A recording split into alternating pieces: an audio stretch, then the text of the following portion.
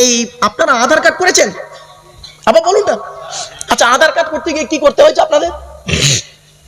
আঙুলের ছাপ দিয়েছেন। আচ্ছা, কেন বুড়ো আঙুলের ছাপ দিলেন কেন? সই করলে আধার কার্ড দিত না ভারত সরকার? কারণ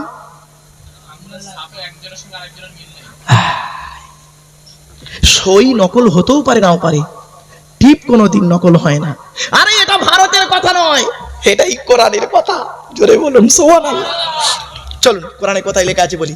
আল্লাহ কোরআনে বলছেন, আয়া সাবুল ইনসানু আল্লান নাজমা ইযামা বালা কাদিরিনা আলা আন নুসাউবিয়া বানানা। কোরআনের আয়াত কোথায় আছে? 29 নম্বর পারা, সূরার নাম সূরা কিয়ামা, আয়াত নাম্বার 3 আর 4। আল্লাহ বলছেন, হে মানব জাতি, তোরা কখনোই ভাববি না, তোরা কি মনে করিস আমরা মরে গেলে পচে গলে হাড় হয়ে যাব? কিয়ামতের মাঠে মনে হয় আল্লাহ আর তুলতে পারবে না। আমরা মরে গেলে পুড়ে ছাই হয়ে যাব, পরকালে আল্লাহ মনে হয় তুলতে পারবে না। কখনোই তোরা ভাববি না এই পৃথিবীর জমিনে যেমন তোদের বুড়ো আঙুলের ছাপ, যেমন কারোর সঙ্গে কারোর কোনো মিল নেই, কিয়ামতের মাঠে কারোর সঙ্গে কারোর কোনো মিল পাবি না। কোরআনের এই আয়াতকে নিয়ে কে গবেষণা করলো? কোন মৌলভী সাহেব গবেষণা করেনি। মৌলভী সাহেবরা, বেশিরভাগ মৌলভীরা কি করে, এই কোরআন নিয়ে খালি ওর বলে কাফের, ওর বলে কাফের, লাউ ঠালা। এই কোরআনের আয়াতকে নিয়ে গবেষণা করলো কোথায় শুনে নিন? থাইল্যান্ডে। থাইল্যান্ড বলে একটা দেশ আছে, নাম শুনেছেন? হ্যাঁ, থাইল্যান্ডের চ্যাংম্যাং ইউনিভার্সিটি অ্যানাটমি বিভাগের প্রফেসর, বিখ্যাত পণ্ডিত বৈজ্ঞানিক, নাম হলো উইলিয়াম তাতাগাতজেসান। উনি একজন খ্রিস্টান, হিন্দু নন, মুসলমান নন, উনি একজন খ্রিস্টান। উনি বলছেন কোরআনে লেখা আছে বুড়ো আঙুলের ছাপ নাকি কারোর সঙ্গে কারোর কোনো মিল হবে না। আমি কোরআনের ভুল বের করে শুনবো। উনি করলেন কি, 1000 মানুষের বুড়ো আঙুলের ছাপ নিলেন। কতজন? 1000 মানুষের বুড়ো আঙুলের ছাপ নিলেন। 1 বছর ধরে গবেষণা করে দেখছেন কারোর সঙ্গে কার মিল আছে দেখি। যখন কারোর সঙ্গে কারোর কোনো মিল পেলেন না, ল্যাবরেটরির ভিতরে দাঁড়িয়ে দাঁড়িয়ে ইসলামের কালেমা পড়ে মুসলমান হয়ে গেলেন। কি বুঝলেন? আর একটা কথা, অসুবিধা হচ্ছে বাপেরা? আর একটা বলছি, এই 2022 সালে কাতারে বিশ্বকাপ হয়ে গেল না বাপ? হ্যাঁ, 2006 সালে মনে করুন তো একটু দেখি। 2006 সালে ফুটবল বিশ্বকাপ হয়েছিল, 2টো দল ফাইনালে উঠেছিল, মনে পড়ছে? ইতালি আর ফ্রান্স। জিনেদিন জিদান মাতেরাজিদ বলে একটা প্লেয়ারকে এই মাথা দিয়ে গুঁতো মেরেছিল, আর ভালো খেলার কারণে জিদান কাপ ফুটবলটা পেয়েছিল, সোনার বলটা, আর ইতালি জিতেছিল। যে দেশে কাপটা হয়েছিল খেলাটা, সেই দেশটার নাম হলো জার্মান। কি বাপ? জার্মান। সেই জার্মানিতে একটা ছেলে খেলতো, এখন আর খেলে না, তাকে ওই ধর্মের কারণে তাকে বেইজ্জতি করা হয়েছে। যাই হোক, নাম হলো মেসুত ওজিল। শুনে নিন তো, জার্মানির সর্বশ্রেষ্ঠ ডাক্তার, মারাত্মক বড় ডাক্তার, শ্রেষ্ঠ ডাক্তার বলেছে জার্মান দেশের, কি নাম? Mister cook. কি বললাম? কুক। হিন্দু নন, মুসলমান নন, উনি একজন খ্রিস্টান। মিস্টার কুককে এখন জার্মানির ছেলেমেয়েরা প্রশ্ন করেছে, স্যার রিলিজিয়ন্স অফ ইসলাম সম্পর্কে, দি হরি কোরআন সম্পর্কে, প্রফেট মোহাম্মদ সম্পর্কে আপনি কিছু মতামত পেশ করুন। মিস্টার কুক কি বলেছিল শুনে নিন, শুনলে অবাক হয়ে যাবেন। মিস্টার কুক বলছে, read the holy Quran and tradition of prophet Muhammad Mustafa সাল্লাল্লাহু আলাইহি ওয়াসাল্লাম, your future life successful, it is my challenge. এই জার্মানির ছেলেমেয়েরা, তোরা যদি ভবিষ্যৎ জীবনটা উন্নতির চরম শিখরে পৌঁছাতে যাস, আমি মিস্টার কুক তোদের চ্যালেঞ্জ দিয়ে বলে যাচ্ছি, মোহাম্মদ বলে একজন নবী এসেছিল, তার উপরে এসেছিল কোরআন, ওই কোরআনটা তোরা পড়বি, এই কোরআনটা তোরা পড়বি, আর মোহাম্মদ সাল্লাল্লাহু আলাইহি ওয়াসাল্লামের হাদিসগুলো নিয়ে তোরা গবেষণা করবি। আমি মিস্টার কুক তোদের চ্যালেঞ্জ দিয়ে বলে যাচ্ছি, ভবিষ্যৎ জীবনটা উন্নতির চরম শিখরে পৌঁছে যাবি। তখন ছেলেমেয়েরা বলছেন, স্যার আপনি একজন খ্রিস্টান হয়ে বাইবেল পড়তে না বলে কোরআন পড়তে বললেন কেন? আপনি নিজে কিছু পেয়েছেন? বলে, হ্যাঁ পেয়েছি রে, পেয়েছি বলেই পড়তে বলেছে। বলছে, প্লিজ স্যার একটু বলুন কি পেয়েছেন। উনি বলছেন, শুনে নিন বাপেরা, আমি একদিন রাস্তা দিয়ে যাচ্ছিলাম, যেতে যেতে মুহাম্মদ সাল্লাল্লাহু আলাইহি ওয়াসাল্লামের একটা বাণী শুনতে পেলাম। কি বাণী? নবী মুহাম্মদ সাল্লাল্লাহু আলাইহি ওয়াসাল্লাম বলেছেন, কুকুর যে পাত্রে মুখ দেয়, ওই পাত্রটাকে তোমরা 7 বার মাটি দিয়ে ধৌত করো। কতবার বাপ? 7 বার।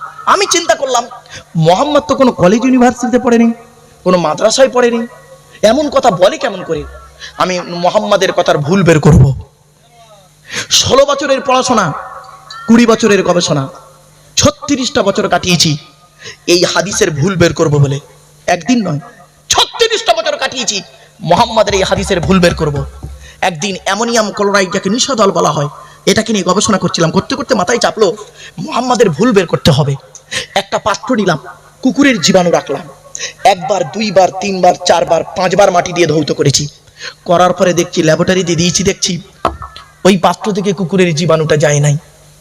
7ম বারে যখন ধৌত করেছি, করার পরে ল্যাবরেটরিতে যখন দিয়েছি, দেখছি ওই পাত্র থেকে জনমের মতো কুকুরের জীবাণুটা চলে গিয়েছে। জোরে বলো। উনি ল্যাবরেটরির ভিতরে দাঁড়িয়ে দাঁড়িয়ে বললেন, oh my god, first scientific in the world, prophet Muhammad Mustafa সাল্লাল্লাহু আলাইহি সাল্লাম। পৃথিবীর প্রথম বৈজ্ঞানিক যদি থাকতে হয়, হযরত মুহাম্মদই আছে। হয়েছে বাপ। সেই মুহাম্মদ সাল্লাল্লাহু আলাইহি সাল্লামকে নিয়ে আমরা গবেষণা করিনি তো, আমরা তার দেহ নিয়ে মারামারি করি, ঠিক না বে ঠিক?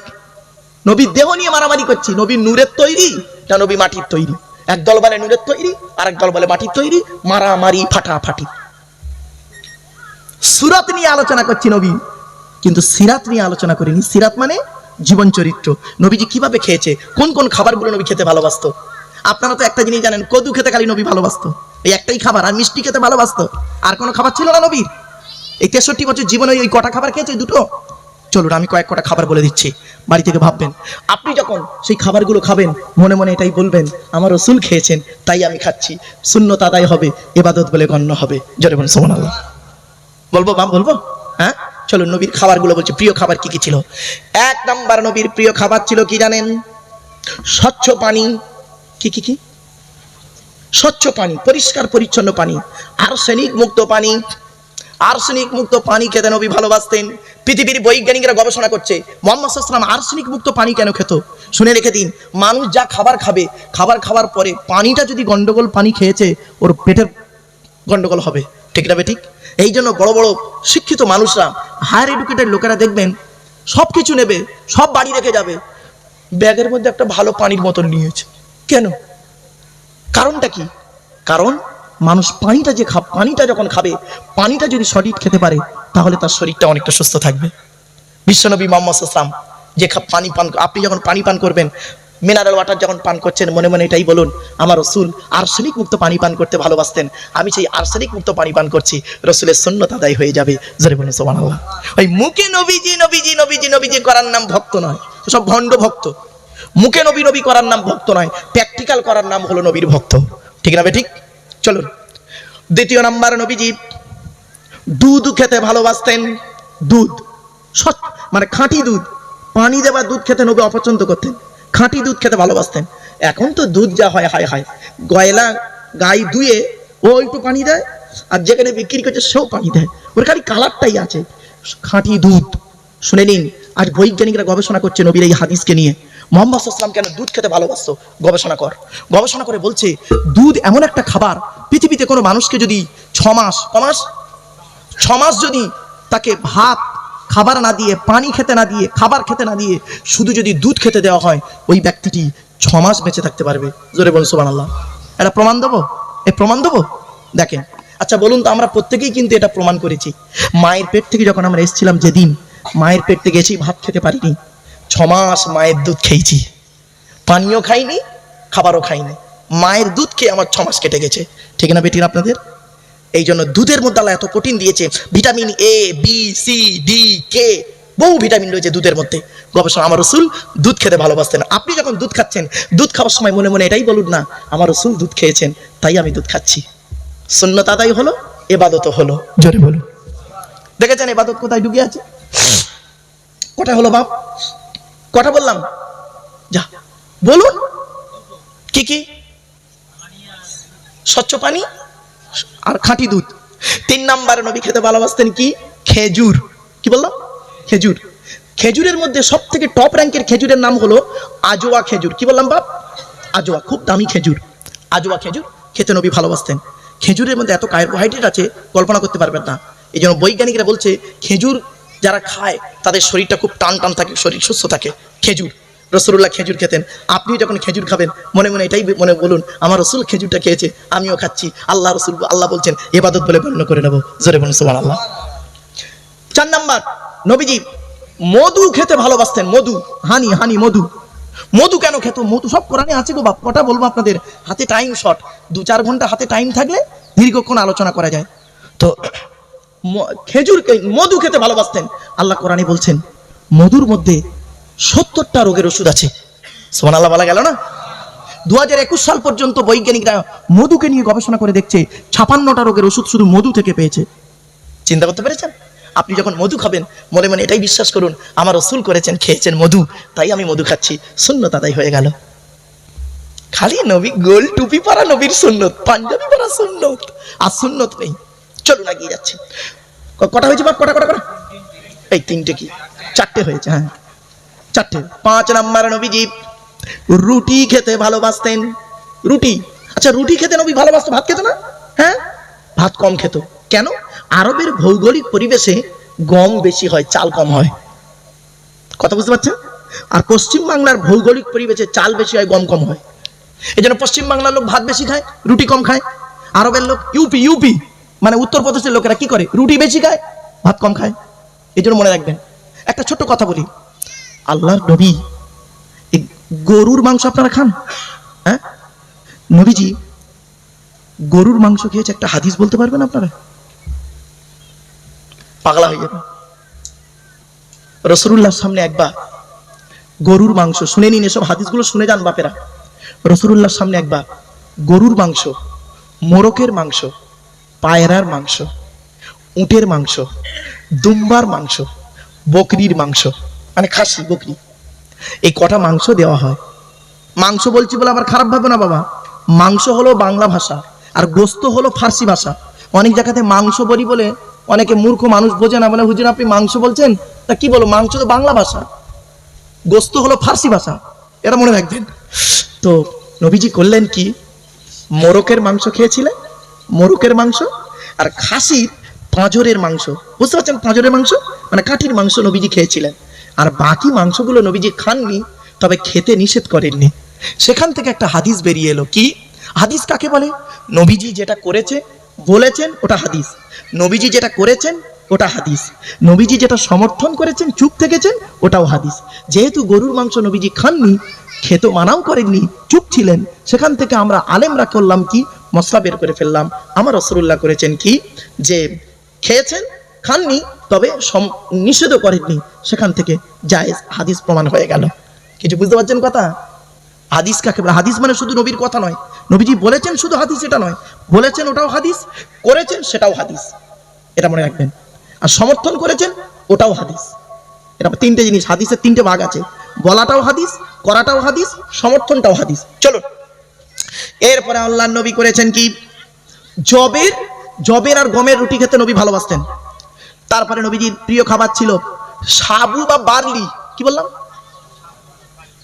বোঝাতে সাবু বা বার্লি খেতে নবী ভালোবাসতেন। আচ্ছা, তারপরে নবীজি খেতে ভালোবাসতেন কি, ওই পনির খেতে ভালোবাসতেন। পনির বোঝেন বাপ আমার? পনির খেতে নবী ভালোবাসতেন। প্রিয় নবী খেতে সব প্রোটিন খাবার গো বাপ। তারপরে নবীজি মাশরুম খেতে ভালোবাসতেন। মাশরুম মানে ওই ব্যাঙের ছাতার মতো দেখতে, ব্যাঙের ছাতা নয় বাপ, ব্যাঙের ছাতার মতো দেখতে হয়, ছাতা নয়, ব্যাঙের ছাতা নয়, ওটা ব্যাঙের ছাতার মতো দেখতে, ওই খাবারটা খেতেন। সারা পৃথিবীর বৈজ্ঞানিকরা গবেষণা করছে মাশরুম কেন মুহাম্মদ সাল্লাল্লাহু আলাইহি ওয়াসাল্লাম খেতেন। বৈজ্ঞানিকরা বলছেন মাশরুম খেলে কি হয়, চোখের জ্যোতি বাড়ে। জোরে বলেন সুবহানাল্লাহ। এরপরে নবীজি আমার কি খেতে ভালোবাসতেন শুনে নিন। নবীজি শশা, গাজর আর টক দই, কিশমিশ, কাজু মিক্স করে খেতেন। কিন্তু বুঝতে পারছেন প্রোটিন খাবার আমার রাসূল কিভাবে খেয়েছেন। এবার আসছি নবীজি কি খেতে ভালোবাসতেন। নবীজির প্রিয় খাবার ছিল, নবীজি 2টো ফল খেতে ভালোবাসতেন। কটা? 1 নাম্বার আনার, বেদানা, ডালিম বেদানা খেতে নবী ভালোবাসতেন, রুম্মান আরবিতে বলা হয়েছে। 2 নাম্বার নবীজি প্রিয় খাবার ছিল বাতিকুল আহমার, মানে হচ্ছে তরমুজ খেতে নবী ভালোবাসতেন। আর একটা ফল খেতে ভালোবাসতেন, সিজনের ফল। কি বললাম বাপ? সিজনের ফল মানে আমের সময় আম খেতেন, কাঁঠালের সময় কাঁঠাল খেতেন, আপনার জামরুলের সময় জামরুল খেতেন। মানে সিজনের ফলগুলো নবীজি খেতে ভালোবাসতেন। এমনকি নবীজি বলেছেন যে তোমরা আল্লাহর দেওয়া সিজনের ফলগুলো খাও। এক একটা সিজনে আল্লাহ পাক এই ফলগুলো দেয়, সব সিজনে আল্লাহ পাক এই নিয়ামত দেয় না। ঠিক না ঠিক? সিজনের ফলগুলো খেতে নবী ভালোবাসতেন। আর একটা কথা বলছি, এই যুবক ছেলেরা, যখন বৃষ্টি হয় নতুন যখন বৃষ্টি হয়, মানে বর্ষা যখন শুরু হয়, তখন তোমরা প্রেমিকাকে নিয়ে ও বৃষ্টিতে একটু ভেজে, তাই না? আবার বলো না, ইয়াং ছেলেরা করে ওসব। শুনে নিন, আল্লাহর নবী ভালোবাসতেন কি শুনে নাও। তবে তোমরা যেন প্রেমিকার মতো এরকম করো না। আমার রাসূলুল্লাহ করতেন কি, বছরের প্রথম যখন বৃষ্টি হতো আমার রাসূলুল্লাহ করতেন কি, সাহাবীদেরকে নিয়ে নতুন বর্ষার পানিতে একটু ভিজতেন। কি বুঝলেন? এসব ওয়াজ বাড়ি থেকে ভাববেন। আমার নবীজির প্রিয় খাবার ছিল দুটো মাংস। কোনটা? দুটো মাংস খেতে ভালোবাসতেন। এক নাম্বার হলো বকরির পাঁজরের মাংস খেতে ভালোবাসতেন নবীজি। 2 নাম্বার হলো মোরকের মাংস খেতে নবী ভালোবাসতেন। আচ্ছা, মোরকের মাংস খেতে ভালোবাসতেন কেন? তার একটু ঘটনা আছে, ওর সঙ্গে জড়িত আছে একটা জিনিস, বলে দিই শুনে নিই। মোরকের মাংসের গুরুত্ব কি? আসলে আমার প্লেন ধরতে হবে গো বাপ, একটার মধ্যে দমদম এয়ারপোর্ট ঢুকতে হবে। আমার আজকে জলসা রয়েছে আসামের গুয়াহাটি থেকে 4 ঘন্টা যেতে হবে, বহু দূর, করিমগঞ্জ জেলা, অনেক দূর। বাপরে বাপ, চলেন আমার বাপেরা টু দি পয়েন্টের উপরে বলে যাচ্ছি। বাপ, বিশ্বনবী মুহাম্মদ সাল্লাল্লাহু আলাইহি ওয়াসাল্লাম মোরকের মাংস খেতে ভালোবাসতেন কেন? ইব্রাহিম বলে একজন নবী ছিলেন। ইব্রাহিম নবী আল্লাহকে একদিন বলেছিলেন, কোরআনে আছে 3 নম্বর পারায় সূরা বাকারা। ইব্রাহিম নবী আল্লাহকে বলেছিলেন, আল্লাহ তুমি কেমন করে মৃতকে জীবিত করো, জীবিতকে মৃত করে একবার দেখাবে। আল্লাহ বললেন, কেন? তুমি আমাকে বিশ্বাস করো না? আল্লাহ বলছে হ্যাঁ। ইব্রাহিম নবী বলছেন, হ্যাঁ বিশ্বাস করি তো, তবে চোখে দেখলে একটু মনটা একটু তৃপ্তি হতো। আল্লাহ বলেন, এক কাজ করো, 4টে পাখি নাও। কটা পাখি? 4টে। কি কি? কাক, ময়ূর, পায়রা আর মোরগ। এই 4টে পাখি নিয়েছিল। কাকের রং কালো, পায়রার রং সাদা, ময়ূরের রং সবুজ আর মোরগের রং লাল। 4টে পাখি নাও। 4টে পাখিকে পোষ মানাও। পোষ মানানো বুঝতে পারছেন? মানে তোমার মতো করে নাও, পোষ মানিয়ে নাও, পোষো। কিছুদিন পোষার পরে কি করবো? বলছে 4টে জবাই করো। জবাই করেছে, কল্লা কটা রেখে দাও। আর 4টে মাংস পাইল করে দাও, টুকরো টুকরো করে পাইল করো। 4টে ভাগ করো, পূর্ব পশ্চিম উত্তর দক্ষিণ। 4টে পাহাড় আছে, 4টে পাহাড়ে রেখে এসে তুমি এখান থেকে খালি বলো সুম্মাদুহুন্না ইয়াতিনাকা সায়া, আল্লাহর হুকুমে তোমরা আমার কাছে চলে এসো। তুমি দেখো কি করে আমি মৃতকে জীবিত করি, দেখে নাও চোখের সামনে। ব্যাস, ইব্রাহিম নবী করেছেন কি, কল্লা কটা কাছে রেখে 4টে কল্লা রেখে খালি বলছে সুম্মাদুহুন্না ইয়াতিনাকা সায়া, আল্লাহর হুকুমে তোমরা আমার কাছে চলে এসো। যেই বলেছে মহাশূন্যে 4টে পাখি তৈরি হয়ে গেছে, পায়রা, ময়ূর, কাক আর মোরগ, কল্লা কাটা। এসেই ইব্রাহিম নবীর কাছে লটকাচ্ছে, ছুটে এসে লটকাচ্ছে। এবার ইব্রাহিম নবী তো অবাক। আল্লাহ এবার কি করব? বলছে যে যার কল্লা আমার নাম নিয়ে লাগিয়ে দাও। বিসমিল্লাহ আল্লাহু আকবার বলে ইব্রাহিম নবী মানে মোরকের কল্লায় লাগিয়ে দিল, ছুটে পালিয়ে গেল। চুরি বলুন সুবহানাল্লাহ। তখন ইব্রাহিম নবী বললেন, আল্লাহ সত্যি আমি এবার বুঝে নিয়েছি আপনি কেমন করে মৃতকে জীবিত করেন, জীবিতকে মৃত করেন। আল্লাহ বলছে, এই ইব্রাহিম নবী শুনে নাও, শুধু তুমি নয় সারা পৃথিবীর মানুষকে বলে দাও, এইভাবে আমি আল্লাহ পৃথিবীতে যত ভালো চামড়া নিয়ে থাকুক না কেন, মারা যাওয়ার পর গলে পচে হাড় হয়ে যাবে, আবার আমি আল্লাহ করব কি, কিয়ামতের মাঠে পরিষ্কার তুলবো, ওকে তুলে হিসাব টিকাস নেব।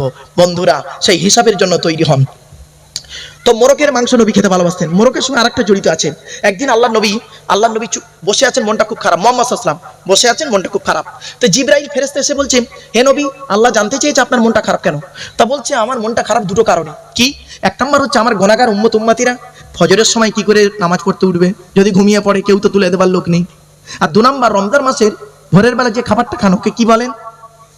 ও বাপ, সেহেরি, খবরদার বলবেন না, ভুল শব্দটা সাহারি। কি বললাম? সাহারি। সেহেরি মানে জাদু করা, আর সাহারি মানে রাতের শেষ অংশের খাবারকে আরবিতে সাহারি বলে, সেহেরি নয়। চলুন, তো রমজান মাসে ভোরের বেলা সাহারি খাবে কি করে? তখন ঢেকে দেওয়ার তো কেউ নেই, সারাদিন আমার উম্মতেরা শুকিয়ে রোজা রাখবে, কি করবে? ব্যাস, জিবরাইল গিয়ে আল্লাহকে বললো। আল্লাহ জিবরাইলকে বলছে, জিবরাইল গিয়ে আমার নবীকে বলে দাও, নামাজ আমার জন্য, রোজা আমার জন্য, আর আমার বান্দাদের ঘুম থেকে তুলে দেওয়ার দায়িত্ব আমি আল্লাহ আমার। জোরে বলুন সুবহানাল্লাহ। আমি পৃথিবীর জমিনে একটা প্রাণীকে একটা অ্যালার্ম ঘড়ি তৈরি করে দিলাম, পৃথিবীর জমিনে একটা প্রাণীকে তৈরি করেছি, সেই প্রাণীর স্বভাবটা এমন করেছি, ওই প্রাণীটা ফজরের সময়, নামাজের সময়, ঠিক সাহারির সময় বাঘ দিয়ে ডেকে দেবে। তাই আল্লাহ নবী বললেন, লা তাসুবুদ্দিকাম ফাইন্নাহু ইউকিজুলিস সালাত, তোমরা মোরগকে গালি দিও না, মোরগ তোমাদের ফজরের সময় নামাজের জন্য বাঘ দিয়ে ডেকে দেয়। হয়েছে? রাসূলুল্লাহ দুটো মাংস খেতে ভালোবাসতেন। এবার আসছি, রাসূলুল্লাহ দুটো সবজি খেতে ভালোবাসতেন। কটা? দুটো। কি কি শুনে নিন। এক নাম্বার, নবীজি লাউ খেতে ভালোবাসতেন। লাউ লাউ আচ্ছা, লাউ খেত, পৃথিবীর এত খাবার ছিল, কুমড়োরা খেতে ভালোবাসলো নবী, লাউটাই কেন খেলো? একটা ঘটনা আছে, ছোট্ট ঘটনাটা বলে দিই। বাপরে, এগুলো সব টাইম, সব ব্যাপার। চলুন, বিশ্বনবী মুহাম্মদ সাল্লাল্লাহু আলাইহি ওয়াসাল্লাম লাউ খেতে ভালোবাসার পেছনে একটা রহস্য আছে, ইউনুস নবীর সঙ্গে জড়িত। ইউনুস নবী যখন মাছের পেটে ঢুকে গিয়েছিলেন, মাছের পেটের ভিতরে ঢুকে কি বলেছিলেন? লা ইলাহা ইল্লা আনতা সুবহানাকা ইন্নী কুনতু মিনাজ জালিমিন, আছে না বাপ? আর আল্লাহ বলেছিলেন, ফাস্তাজাবনা লাহু ওয়া নাজাইনাহু মিনাল গাম্মি ওয়া কাযালিকা নুনজিল মুমিনিন। এই কোরআনের ব্যাখ্যা খুব বড় গো বাপ। যাই হোক, তো ইউনুস নবী মাছের পেট থেকে যেদিন রক্ষা পেয়েছিলেন, মাছের পেট থেকে পৃথিবীর মুখ দেখলেন, মাছ পুরো পেট থেকে বের করে দিল ইউনুস নবীকে নদীর পাড়ে। সেই জায়গাটায় কি ছিল জানেন? একটা লাউ গাছ ছিল। কি গাছ? লাউ, কদু গাছ, কদু লাউ গাছ। আর কদু গাছের ভিতরে ইউনুস নবীর গাটা ওই মাছের পেটে থাকার কারণে গাটা একটু ছিলে যায়। তো ওর ভিতরে ইউনুস নবী পাশ খেয়ে কোনো রকম একটু শান্তিতে থেকে আস্তে আস্তে একটু শরীরটা ভালো হতে বাড়ির দিকে ফিরেছিলেন। আমার রাসূলুল্লাহর সঙ্গে প্রত্যেক নবীর এক টাচ থাকবে, যেহেতু নবীদের হেড। আচ্ছা, হেডমাস্টারের সঙ্গে অ্যাসিস্ট্যান্ট টিচারদের সম্পর্ক থাকে না? ব্যাস, প্রত্যেক নবীর সঙ্গে আমার রাসূলুল্লাহর সম্পর্ক। কেন? রাসূলুল্লাহ হেডমাস্টার, হেড টিচার, আর অন্যরা হলো টিচার, অন্যরা হলো নবী, ইনি হলো সাইয়্যিদুল আম্বিয়া। সুবহানাল্লাহ বলা গেল না? চলো, এখন সেই নবীর পরিচয় দিইনি, কিন্তু শুধু নবীর খাবার নিয়ে আলোচনা করছি। নবীজি করেছেন কি? দুটো সবজি খেতে ভালোবাসতেন। এক নম্বর সবজির নাম কি জানেন? এক নম্বর সবজিটার নাম হলো লাউ বা কদু। আর দু নম্বর নবীজি খেতে ভালোবাসতেন কচি শশা। কি বললাম বাপ? কচি শশা, বুড়ো শশা নয়, কচি শশা। কানাডা টরন্টো ইউনিভার্সিটি অ্যানাটমি বিভাগের প্রফেসর, বিখ্যাত পণ্ডিত বৈজ্ঞানিক উইলিয়ামস হার্ভে, উনি বলছেন, এই মুহাম্মদ সাল্লাল্লাহু আলাইহি ওয়াসাল্লাম কচি শশা খেতে ভালোবাসতো কেন? কি আছে এর মধ্যে দেখি? উনি বলছেন যে কচি শশা যদি কেউ খায়, বাপেরা শুনে নিন, কচি শশা যদি কেউ খায় অবাক হয়ে যাবেন। শশা কি করে? হার্টকে ঠিক রাখে, সুগার ঠিক রাখে, প্রেশার ঠিক রাখে, ব্রেন ঠিক রাখে, ব্লাডকে ঠিক রাখে, শুধু তাই নয়, কিডনি ঠিক রাখে, আপনার কি বলবো, পেট পরিষ্কার রাখে, লিভারকে ঠিক রাখে। শশা নিজে হজম হতে পারুক আর না পারুক, অপরকে হজম করে মার্বেল করে দেয়। ১৫০০ বছর আগে আমার নবী যে খাবারটা খেলেন, সেই খাবারটাকে নিয়ে আজকের পৃথিবীর বৈজ্ঞানিকরা গবেষণা করছে। আমার বাপেরা, এই যে কথাগুলো বললাম, এগুলো মাথায় রাখুন। বিশ্বনবী মুহাম্মদ সাল্লাল্লাহু আলাইহি সাল্লাম সম্পর্কে আপনাদেরকে দুই চারটে কথা আপনাদেরকে বললাম। দেখতে দেখতে বেশ দীর্ঘক্ষণ বকে ফেললাম বাপ, 12টা বেজে গেছে। আর কয়েক মিনিট আপনাদের কাছে কথা বলবো বাপ। 10 মিনিট? আচ্ছা, আমার বাপেরা, যে নবীকে নিয়ে এত কিছু বলছি, সেই নবীর পরিচয়টা আপনাদের কিন্তু দিইনি। ঠিক না? ঠিক বলুন না বাবা। আচ্ছা, আমাদের নবীর নাম কি? মুহাম্মদ সাল্লাল্লাহু আলাইহি ওয়াসাল্লাম। বলতে অসুবিধা কি? মুহাম্মদ সাল্লাল্লাহু আলাইহি ওয়াসাল্লাম। আচ্ছা, নবী কোন বংশে জন্মগ্রহণ করেছে? কুরাইশ বংশে। কুরাইশটা কি?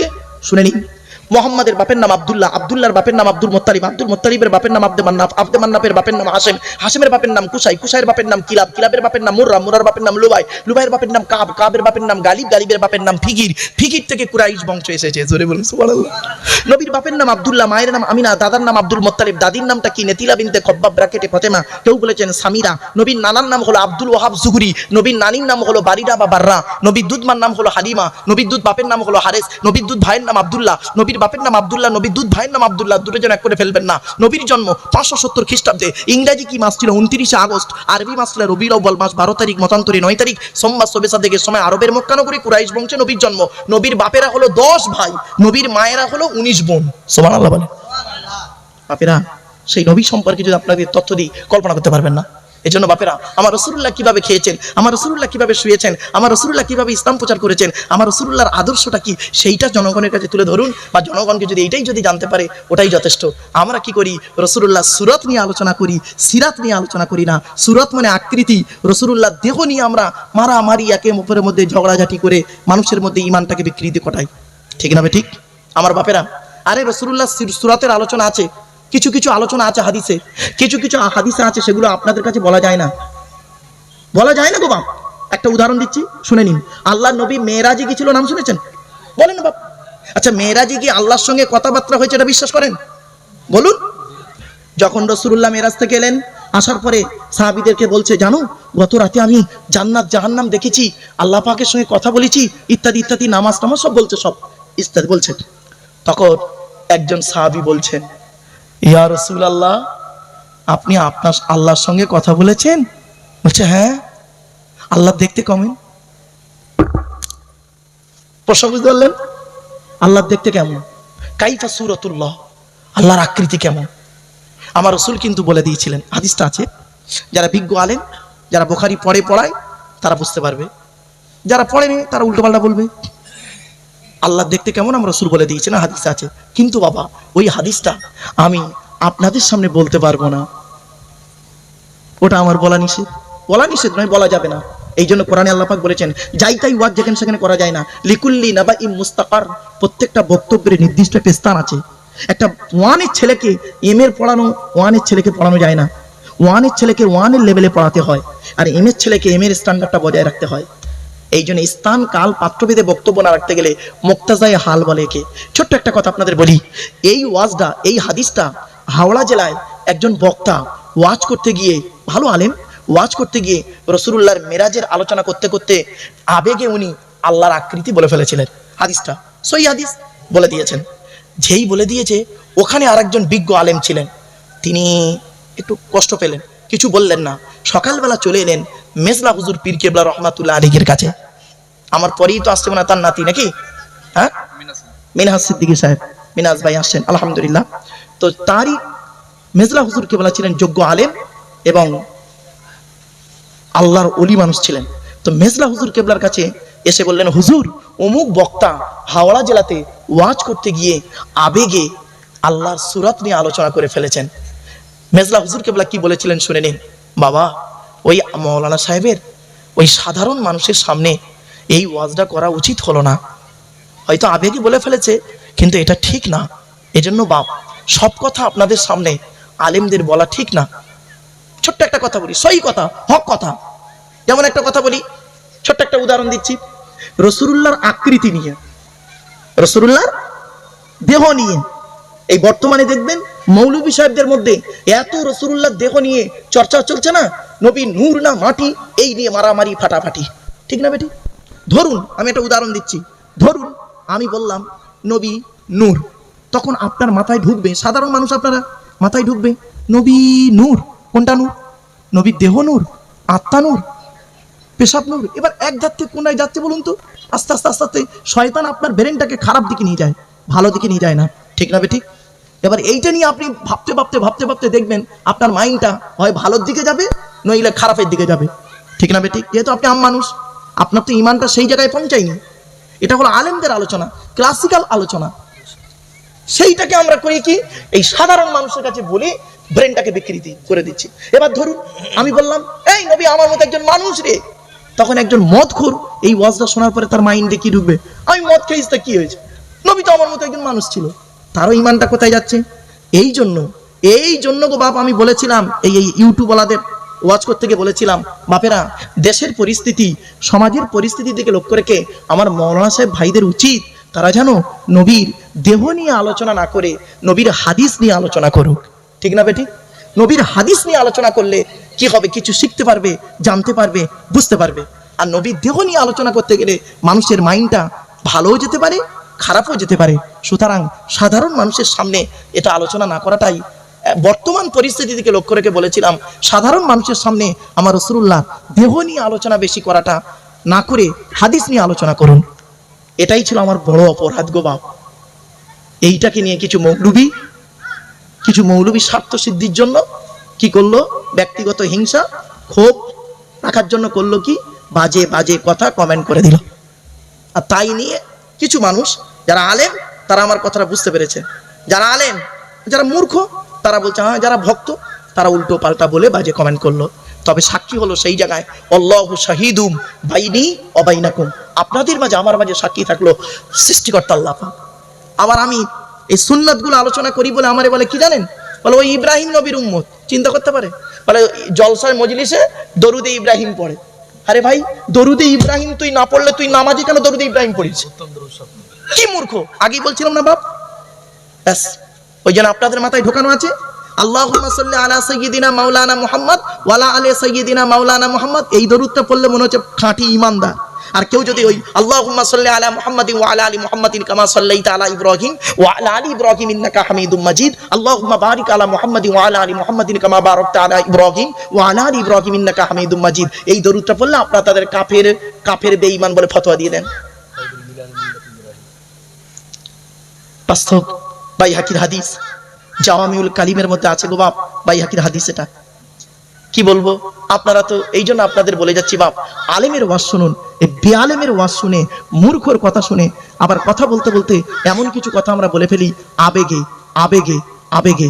খবরদার নয়, খবরদার নয়, আবেগে কথা বলতে গিয়ে আপনিও জাহান্নামী হবেন, আমিও জাহান্নামী হব, ঠিক না বে ঠিক? এই জন্য খুব চিন্তা ভাবনা করে ওয়াজ করা। 1 ঘন্টা ওয়াজ করতে গেলে 3 ঘন্টা কেতাব মোতালিয়া করতে হবে, 3 ঘন্টা কেতাব মোতালিয়া করতে হবে গো বাপ। বাস্তব কথা বলে গেলাম বাপ, অনেক কথা আপনাদের কাছে বললাম, ভাষাগত দিক থেকে ত্রুটি হলে ক্ষমা করবেন। আমি প্রথমে একটু রেগে মেগে বলছিলাম, কেন জানেন?